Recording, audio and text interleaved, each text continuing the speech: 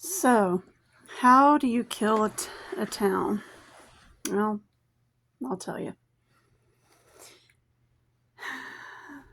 In my case, it started with a jealous, revengeful ex husband and sister, angry that I would no longer help them or let them in my life because of all the abuse they had put my children and me through.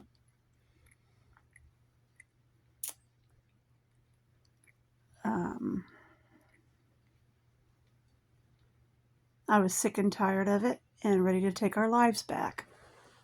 So they set up a plot to take my younger two from me, alienate my oldest from me, and take my house from me and my job from me. And they wanted to see me homeless, cold, and out in the elements.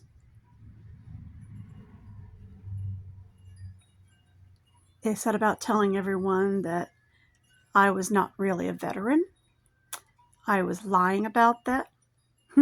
My sister even stole my medals and told everyone that she was the one in the military. Not. When I went in the military, she was only 12 years old. They will not take 12-year-old kids. Sorry. She's pipe dreaming that.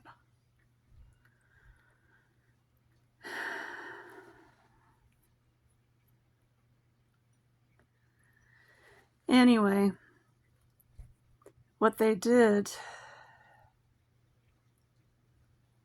unfortunately, was they began conspiring with people downtown.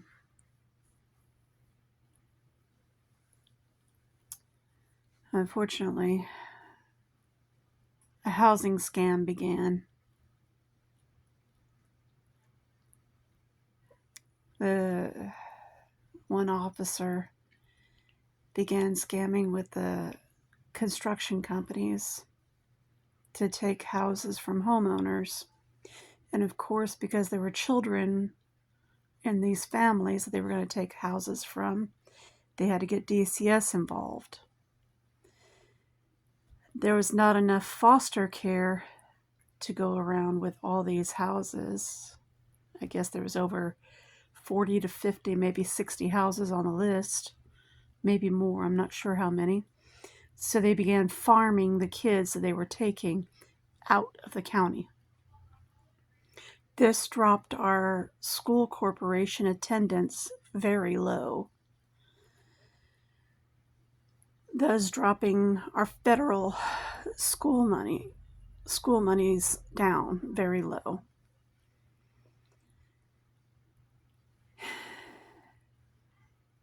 Well, in order to keep the families from getting their children back, of course, they had to make felons out of all of us, trump up false charges on all of us. This, of course, backed the court system up dramatically, overcrowding our jails.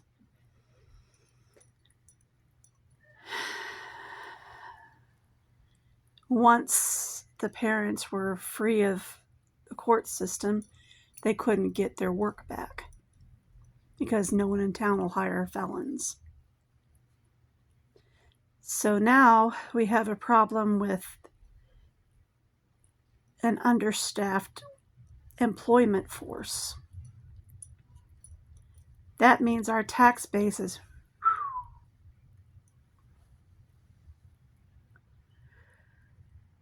now he goes around starting to knock down houses. Some of the houses that he went to with the construction demolition crews, the people weren't even out of bed yet. I noticed my taxes dropping dramatically. When they reached $7,000, I became really suspicious. Fortunately, because I'm a disabled veteran, the VA has been taking care of my taxes. But I went down to the assessor anyway and pitched a fit. He said my house was slated to be demolished because it had been reported as abandoned. And this was in the middle of while I was fighting for my children. And I said, you better look again. I have not left my house. I've been living there since 2003. And I've been working on my house. He looks and he goes, you're right. And he reassessed my house at $31,000.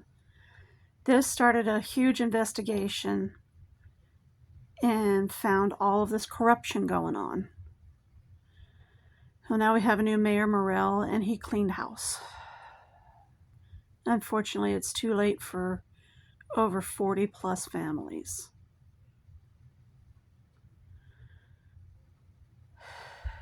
Mayor Morell has started the Clean Up Marion program over again, going after the houses that are truly abandoned. The houses that our last code enforcement officer was supposed to be going after.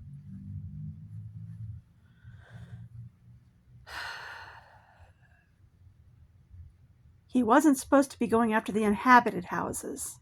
He was supposed to be going after the truly abandoned houses. He wasn't supposed to be going after the families who were still living in the houses, who were making an effort to work on their houses, who still had families. He was deliberately destroying this town.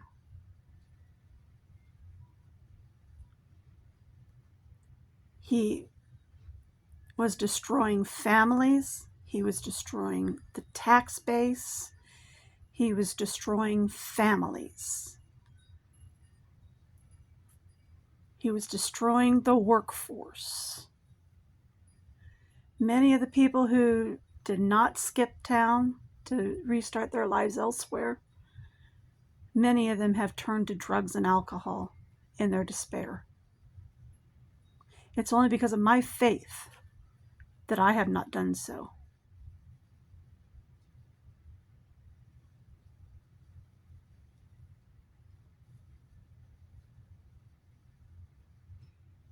I have Aurora back, but I desperately miss Richard.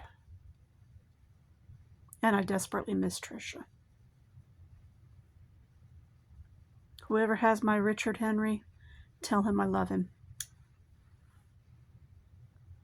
It is not at all like Ashley Evans of Grant County DCS said that I had no bond with him. And he is not severely autistic and nonverbal like they try to say. All you got to do is look at our home videos and you can see he is not nonverbal. They've tried to destroy those videos over and over and over, but you can see he's not nonverbal. You can tell that they're lying because they're trying to destroy those videos.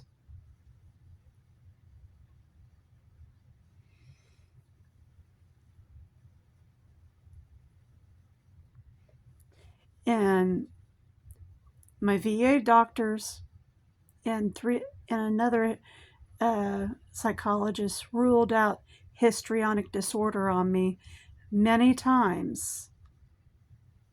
The only one who diagnosed me with it was the DCS lawyer Georgianne Bollinger in court. And then she said that Ed Pereira diagnosed me with it without ever seeing me. And that is not written in my medical records. Only in the court papers.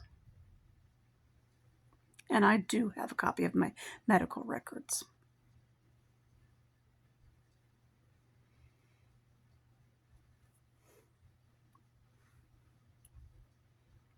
Just like in the court papers, they wrote that I have chondromalacia and acute hypoxic respiratory failure. I've never been diagnosed with either of those either. Yes, I had double pneumonia when I had my first stroke. Double pneumonia is not the same. Acute hypoxic respiratory failure you die from. Double pneumonia, you can beat. Hello, duh. And yes, I do have asthma, but it's episodic. And right now it's under control. That is not acute hypoxic respiratory failure. Duh, people.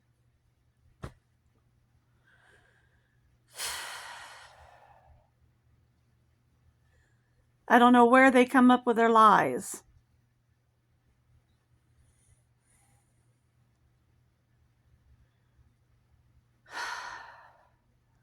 Lord God of mercy.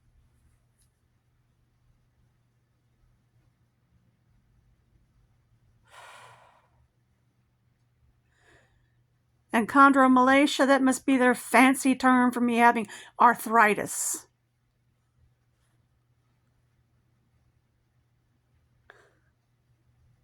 Lord God of mercy again.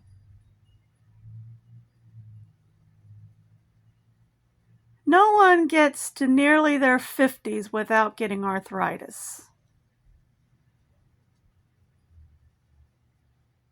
That's not going to stop a mother from being able to take care of her son. Get half a brain. And she said that being 220 pounds, mostly a lot of muscle, is morbid obesity. Well, Ashley Evans, you're 3 times the woman I am. Just because I'm sitting down and laying back doesn't mean I'm fat. Okay? In fact, I'll get up and show y'all.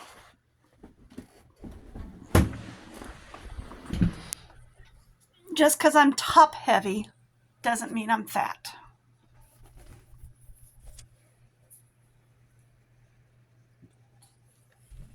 Let's see if I can set this on the TV. Walk away.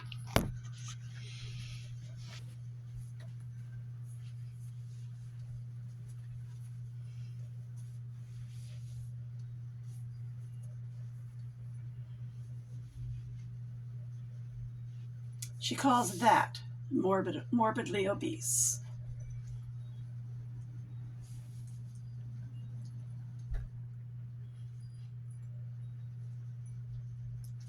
Yes, I'm top heavy. But you know what? That's all natural.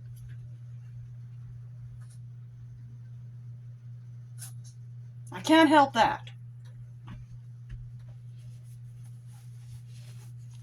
And yes, I've got a lot of muscle. Comes from being an athlete in my younger years and working out a lot.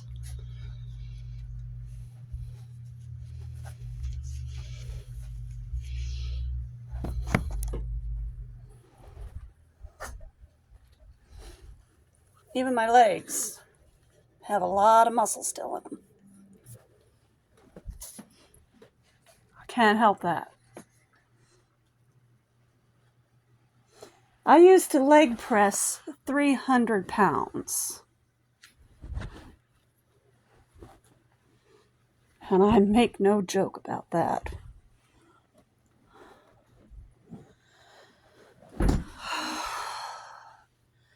Just because I'm an old, tired warrior now doesn't mean I didn't used to be an athlete in my younger days. I used to run 4 miles a day, ride a bike 20 miles a day, swim 20 laps, hiking in the mountains. Oh, goodness. Good 2-3 hours a day. Oh, I miss those days. I didn't even have to think about it. I just did it.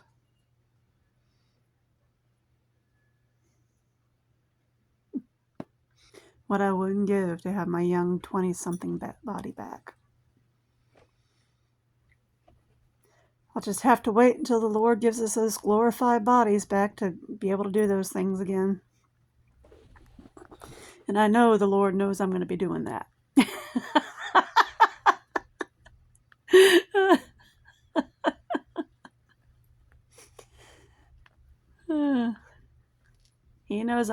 I know He knows I'm going to return to my athletic ways. So, probably drag my dad along for the jaunt. All right.